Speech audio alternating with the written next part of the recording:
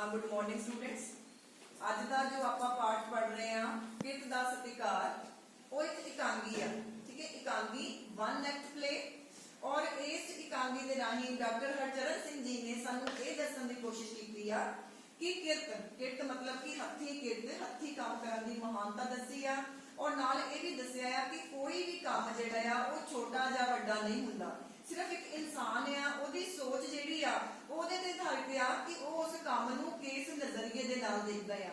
ਸੋ ਇਸ ਕਹਾਣੀ ਦੇ ਵਿੱਚ ਇਸ ਇਕਾਂਗੀ ਵਿੱਚ ਉਹਨਾਂ ਨੇ ਸਾਨੂੰ ਇਹ ਦੱਸਿਆ ਆ ਕਿ ਕੰਮ ਕੋਈ ਵੀ ਛੋਟਾ ਹੋਵੇ ਚਾਹੇ ਵੱਡਾ ਹੋਵੇ, ਉਹਦਾ ਸਤਿਕਾਰ ਕਰਨਾ ਚਾਹੀਦਾ ਆ, ਕਿਉਂਕਿ ਵਿਦੇਸ਼ਾਂ ਦੇ ਵਿੱਚ ਕੋਈ ਵੀ ਕੰਮ ਆ ਉਸ ਨੂੰ ਬਹੁਤ ਹੀ ਇੱਕ ਮਹੱਤਤਾ ਦਿੱਤੀ ਜਾਂਦੀ ਆ। ਸੋ ਇਸ ਪਾਠ ਦੇ ਵਿੱਚ ਕਿਰਤ ਦਾ ਸਤਿਕਾਰ ਦੱਸਿਆ ਹੈਗਾ ਆ ਕਿ ਸਮਾਂ ਹੈਗਾ ਆ ਸੰਨ 1955 ਤੇ ਸਥਾਨ ਦਿੱਲੀ ਦੀ ਇੱਕ ਬਸਤੀ, ਵੇਲਾ ਸਵੇਰੇ 10 ਵਜੇ। ਝਾਕੀ ਹੁੰਦਾ ਹੈ ਕਿ ਦ੍ਰਿਸ਼, ਦਿੱਲੀ ਦਾ ਬੱਸ ਅੱਡਾ ਜਿੱਥੇ 3 ਬੰਦੇ ਤੇ ਇੱਕ ਇਸਤਰੀ, ਇਹ ਜੋ ਸਾਡੇ ਸਕੂਲ ਦੇ ਵਿਦਿਆਰਥੀ ਆ ਇਹ ਮਤਲਬ ਕਿ ਜੋ ਹੈਗਾ ਆ ਚੈਪਟਰ ਰੀਡ ਕਰਨਗੇ 1 ਬਾय 1।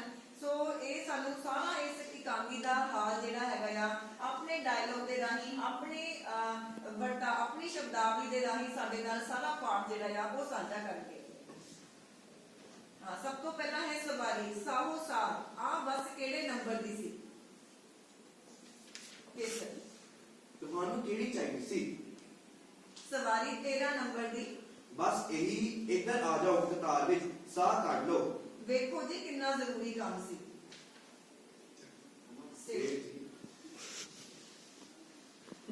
ਸਾਹਿਬ ਦਾ ਸੇਠ ਸਾਹਿਬ ਦਾ ਜਨਾਬ, ਅਸਾਂ ਤਾਂ ਤੁਹਾਡੇ ਨਾਲੋਂ ਵੀ ਕਾਲੇ ਆ, ਸਾਡਾ ਹਜ਼ਾਰਾਂ ਦਾ ਨੁਕਸਾਨ ਹੋ ਰਿਹਾ ਹੈ।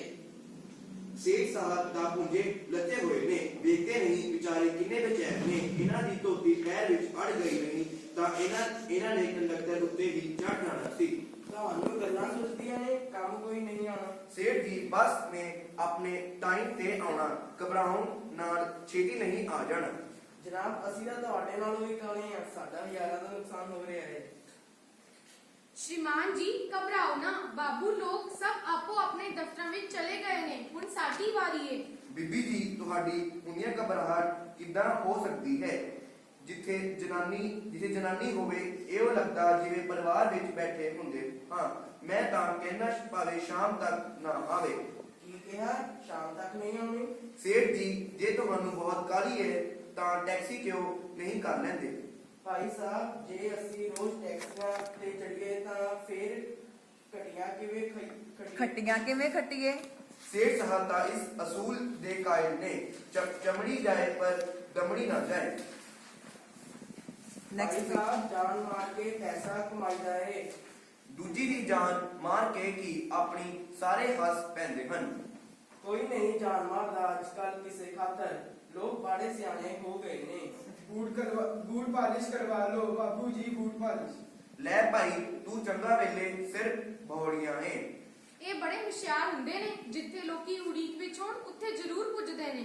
ਚੰਗਾ ਸਗੋਂ ਵੇਲੇ ਬੰਦਿਆਂ ਨੂੰ ਆਹਰੇ ਲਈ ਰੱਖਦੇ ਨੇ, ਉਡੀਕ ਮਹਿਸੂਸ ਨਹੀਂ ਹੋਣ ਦਿੰਦੇ। बीबी जी सैंडल पालिश करवा लो, लिश लिश कर लग पहनते। ਕਿੰਨੇ ਪੈਸੇ ਲਵੇਂਗਾ? जो मर्जी दे देना।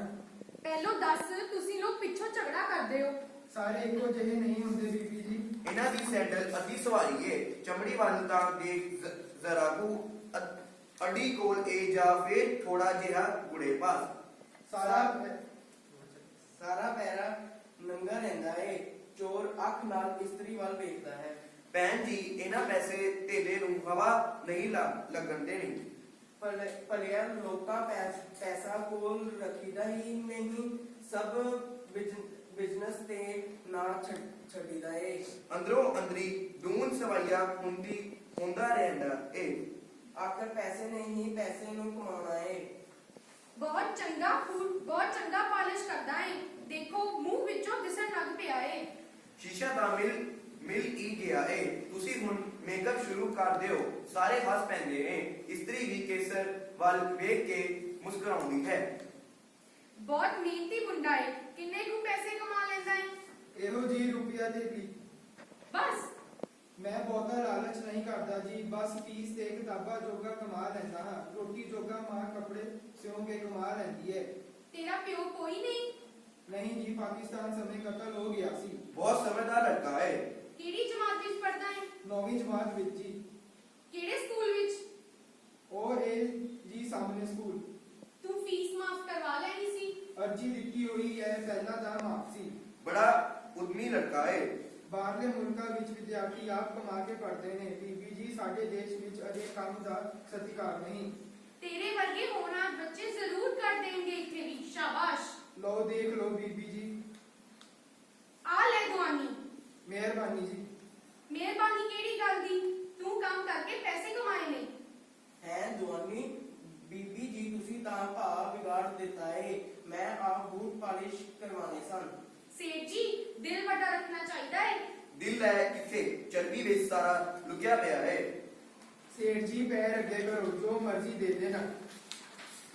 ਪੈਰ ਪਿੱਛੇ ਹਟਾ ਕੇ ਹੱਥ ਪੈਰਾਂ ਨੂੰ ਹੱਥ ਨਾਲ ਲਾ, ਪਾਪ ਛੱਡਦਾ ਏ। ਸੇਠ ਜੀ, ਜੋੜੇ ਸਾਫ਼ ਕਰਨ ਨਾਲ ਸਗੋਂ ਪਾਪ ਲੱਗਦੇ ਨੇ। ਮਨ ਵਿੱਚ ਨਿਮਰਤਾ ਵਸਦੀ ਹੈ। ਗੁਰਦੁਆਰੇ ਮੰਦਰ ਨਹੀਂ ਜਾਂਦੇ ਤੁਸੀਂ? ਜਿਹੜੇ ਪਾਪ ਕਰਦੇ ਨੇ ਉਹ ਮੰਦਰ ਗੁਰਦੁਆਰੇ ਜਾਂਦੇ ਨੇ ਪਾਪ ਬਖਸ਼ਾਉਣ। ਸੇਠ ਜੀ, ਹੱਥੀਂ ਕੰਮ ਕੀਤੇ ਬਿਨਾ ਮਨ ਨਿਰਮਲ ਤੇ ਹਿਰਦਾ ਸ਼ੁੱਧ ਨਹੀਂ ਹੋ ਸਕਦਾ। ਕਿੰਨਾ ਸਮਝਦਾਰ ਲੜਕਾ ਹੈ। ਸੇਠ ਜੀ, ਕਰ ਦਿਓ ਪੈਰ ਅੱਗੇ, ਕਿਹੜੀ ਰੋਕੜੀ ਖਰਚ ਹੋਣ ਲੱਗੀ ਏ। ਤੂੰ ਪਹਿਲੋਂ ਇਹਨਾਂ ਦੇ ਪਾਲਿਸ਼ ਕਰਦੇ, ਮੈਂ ਸੋਚ ਲਵਾਂ। ਸੇਠ ਜੀ, ਤੁਸੀਂ ਕਿਹੜੇ 99 ਦੇ ਗੇੜ ਵਿੱਚ ਪੈ ਗਏ ਹੋ? ਚੱਗੇ ਵਿੱਚ ਇੱਕ ਦੁਆਨੀ ਦੇਣ ਪੈਣੀ ਹੈ। ਦੁਆਨੀ ਚਾਂਦਨੀ ਚੌਂਕ ਵਿੱਚ ਮੈਂ ਰੋਜ਼ 2 ਪੈਸੇ ਦੇ ਕਰਵਾਉਣਾ ਸਾਂ। ਪਰ ਤੁਹਾਡੇ ਬੂਟ ਪਾਲਿਸ਼ ਹੋਇਆ ਨੂੰ ਦਾ ਮਹੀਨਾ ਹੋ ਗਿਆ ਲੱਗਦਾ ਹੈ। ਸੇਠ ਜੀ, ਦਵਾਨੀ ਦੀ ਤੇ ਪਾਲਿਸ਼ ਹੀ ਲੱਗ ਜਾਣੀ ਹੈ। 2 ਪੈਸੇ ਲੈਣੇ ਨੇ ਤਾਂ ਕਰ ਦੇ, ਨਹੀਂ ਤਾਂ ਮੌਜ ਕਰ। ਸੇਠ ਜੀ, ਹੁਣ ਤਾਂ ਕੰਟਰੋਲ ਬਣ ਗਿਆ ਹੈ। ਦੁਆਨੀ ਹੀ ਦੇਣੀ ਪਿਓ। ਫਿਰ ਤੁਸੀਂ ਕਿਉਂ ਨਹੀਂ ਕਰਵਾਉਂਦੇ? ਅਸੀਂ ਤੁਹਾਡੇ ਵਾਂਗ ਸੋਚਾਂ ਥੋੜਾ ਸੋਚੀਆਂ ਨੇ। ਲੈ ਭਈ ਪਹਿਲੋ ਮੇਰੇ ਘਰ ਦੇ। ਇੱਥੇ ਰੱਖੋ ਜੀ। ਜੇ ਅਸੀਂ ਲੋਕ ਤੁਹਾਡੇ ਵਾਂਗ ਫਜ਼ੂਲ ਖਰਚੀ ਕਰੀਏ ਫਿਰ ਤਾਂ ਛੰਡਦੇ ਫਿਰੀਏ। ਸੇਠ ਜੀ, ਗੁੱਸਾ ਨਾ ਕਰਨਾ। ਤੁਸੀਂ ਲੋਕ ਧਰਮ ਪਿੱਛੇ ਤਾਂ ਕਰ ਦਿੰਦੇ ਹੋ, ਪਰ ਇੱਕ ਕਾਮੇ ਨੂੰ ਉਹਦੀ ਮਜ਼ਦੂਰੀ ਨਹੀਂ ਦੇ ਸਕਦੇ। ਓਏ ਤੂੰ ਬੂਟ ਪਾਲਿਸ਼ ਕਰਦਾ ਹੈ ਕਿ ਬੈਂਸ?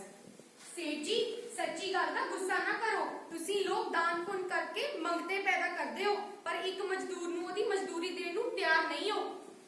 ਸੇਠ ਜੀ, ਇਹ ਕੰਮ ਮੰਗਣ ਨਾਲੋਂ 1000 ਦਰਜੇ ਚੰਗਾ ਹੈ। ਸੇਠ ਜੀ, ਇੱਧਰ ਦੇਖੋ ਜ਼ਰਾ, ਕਿਵੇਂ ਸ਼ੀਸ਼ੇ ਵਾਂਗ ਚਮਕਣ ਲੱਗਣ ਪਏ ਨੇ। ਤੁਹਾਡੇ ਟੋਪੀ ਇਸ ਵਿੱਚੋਂ ਸਾਫ਼ ਦਿਸਣ ਲੱਗ ਪਈ ਏ।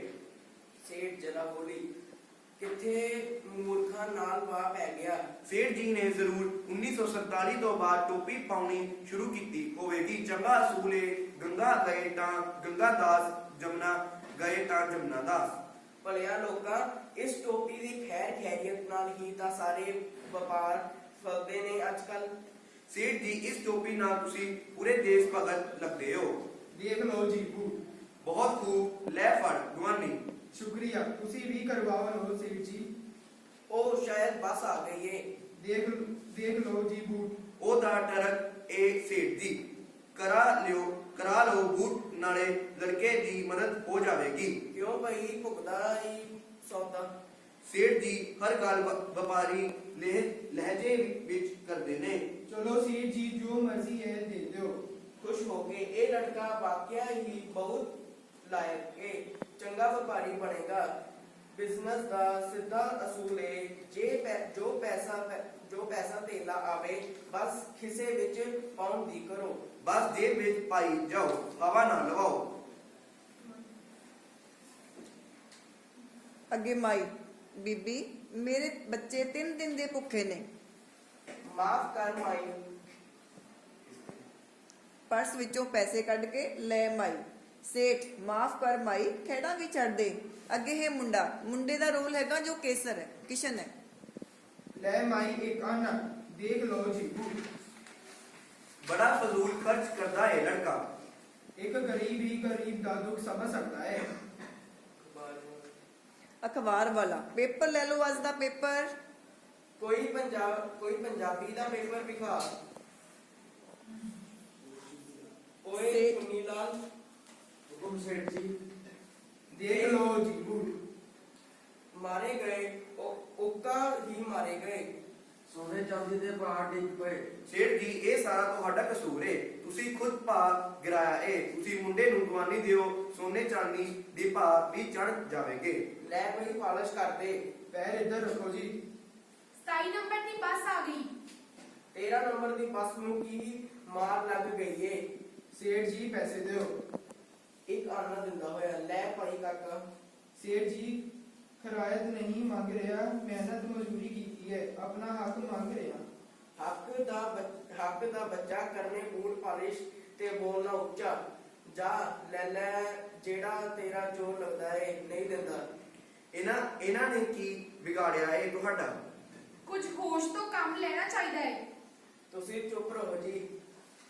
ਇੰਨੇ ਨੂੰ ਸਕੂਲ ਦਾ ਮਾਸਟਰ ਤੇ 2-3 ਮੁੰਡੇ ਖੇਡਣ ਵਾਲੀ ਯੂਨੀਫਾਰਮ ਵਿੱਚ ਨਿਕਲਦੇ ਹਨ। ਮਾਸਟਰ, ਕਿਸ਼ਨ ਰੋਂਦਾ ਕਿਉਂ ਹੈ? ਕੀ ਗੱਲ ਹੈ? ਇਹਨਾਂ ਨੇ ਮੈਨੂੰ ਮਾਰਿਆ।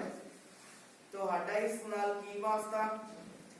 ਇਹ ਮੇਰੇ ਸਕੂਲ ਦਾ ਹੋਸ਼ਿਆਰ ਲੜਕਾ ਹੈ। ਇਹ ਬਹੁਤ ਗੁੰਮਥਾਕ ਹੈ। ਬਹੁਤ ਗੁਸਤਾਖ ਹੈ। ਮੈਂ ਆਪਣਾ ਹੱਕ ਮੰਗਿਆ ਸੀ। ਇਹਨਾਂ ਨੂੰ ਇਸ ਗੱਲ ਦੀ ਸਜ਼ਾ ਮਿਲਣੀ ਚਾਹੀਦੀ ਹੈ। ਮਾਸਟਰ, ਤੁਹਾਡਾ ਵਕਤ ਦਾ ਖਰਚ ਹੋਵੇਗਾ। ਮੇਰਾ ਨਾਲ ਜ਼ਰਾ ਪੁਲਿਸ ਸਟੇਸ਼ਨ ਤੱਕ ਚਲੋ। ਸਾਡੇ ਤਾਂ ਪਿਓ ਦਾਦੇ ਨੇ ਥਾਣੇ ਦੀ ਸ਼ਕਲ ਨਹੀਂ ਦੇਖੀ। ਮਾਸਟਰ ਜੀ ਹੁਕਮ ਕਰੋ, ਅਸੀਂ ਤੂੰ ਕੇ ਲੈ ਚਲੀਏ। ਮਾਸਟਰ ਜੀ ਮਾਫ ਕਰੋ, ਜੋ ਮਦਦ ਚਾਹੁੰਦੇ ਹੋ ਲੜਕੀ ਦੀ ਕਰਨ ਨੂੰ ਤਿਆਰ ਹਾਂ। ਮਾਸਟਰ ਜੀ ਜਿਹੜੀ ਗੱਲ ਪੰਚਾਇਤ ਤੱਕ ਨਿਜੜੀ ਜਾ ਸਕੇ ਉਹ ਥਾਣੇ ਅਦਾਲਤਾਂ ਵਿੱਚ ਨਹੀਂ ਪਹੁੰਚਾਣੀ ਚਾਹੀਦੀ। ਪੰਚਾ ਦਾ ਕਿਹਾ ਸਿਰ ਮੱਥੇ। ਚਲੋ ਸੇਠ ਜੀ ਲੜਕੇ ਦੀ 1 ਸਾਲ ਦੀ ਫੀਸ ਦੇ ਦਿਓ। ਕੁਝ ਤਾਂ ਰਿਆਇਤ ਕਰੋ, ਚਲੋ ਅੱਧੋ ਅੱਧ ਸਹੀ। ਉਹ ਸਿਪਾਹੀ ਆ ਰਿਹਾ ਇੱਧਰ। ਮੇਰੇ ਕੋਲ ਤਾਂ ਬਸ ਇਹ ਹੀ ਹੈ। ਕਿਸ਼ਨ ਫੜ ਲੈ ਰੁਪਏ। ਮਾਸਟਰ ਜੀ ਇਹ ਬਹੁਤ ਹੋਣਹਾਰ ਲੜਕਾ ਹੈ, ਧਿਆਨ ਰੱਖਣਾ। ਮਾਸਟਰ, ਚੱਲ ਪਈ ਕਿਸ਼ਨ, ਤੈਨੂੰ ਖਿਡਾ ਲਿਆਈਏ। ਸੇਠ, ਚੱਲ ਪਈ ਚੁੰਨੀ ਲਾਲ ਕਰ ਚਲੀਏ। ਅੱਜ ਦਿਨ ਮੰਦਾ ਏ, ਸਵੇਰੇ ਸਵੇਰੇ ਪਹਾੜ ਡਿੱਗ ਪਏ ਤੇ ਇੱਧਰ ਕੁੰਡਾ ਹੋ ਗਿਆ। ਸਾਰੇ ਪੈਸੇ ਪੈਂਦੇ ਨੇ। ਸੋ ਇਸ ਤਰ੍ਹਾਂ ਵਿਦਿਆਰਥੀਆਂ ਨੇ ਕਿਰਤ ਦਾ ਸਤਿਕਾਰ ਇਕਾਂਗੀ ਦੇ ਰਾਹੀਂ ਇਹ ਸਮਝਾਉਣ ਦੀ ਕੋਸ਼ਿਸ਼ ਕੀਤੀ ਆ। ਇਹ ਸਮਝਾਇਆ ਏ ਕਿ ਕਿਸ ਤਰ੍ਹਾਂ ਅੱਜ ਦੇ ਸਾਡੇ ਸਮਾਜ ਦੀ ਸੋਚ ਦੇ ਅਨੁਸਾਰ ਕੋਈ ਵੀ ਕੰਮ ਜਿਹੜਾ ਹੈਗਾ ਆ ਉਹ ਛੋਟਾ ਵੱਡਾ ਨਹੀਂ ਹੈਗਾ। ਅਸੀਂ ਲੋਕ ਦਾਨ ਪੁੰਨ ਕਰਨ ਲੱਗੇ ਤਾਂ ਬਹੁਤ ਸਾਰਾ ਖਰਚਾ ਕਰ ਦਿੰਨੇ ਆ, ਲੇਕਿਨ ਇੱਕ ਮਜ਼ਦੂਰ ਨੂੰ, ਇੱਕ ਮਿਹਨਤੀ ਵਿਅਕਤੀ ਨੂੰ ਉਸ ਦੀ ਕਿਰਤ ਦੇਣ ਦੇ ਬਦਲੇ ਅਸੀਂ ਉਹਦੇ ਕੋਲੋਂ ਹਾੜੇ ਕਢਵਾਉਂਦੇ ਆ ਤੇ ਉਹਦੀ ਕਿਰਤ ਜਿਹੜੀ ਹੈਗੀ ਆ ਉਹ ਪੂਰੀ ਨਹੀਂ ਦਿੰਦੇ। ਧੰਨਵਾਦ।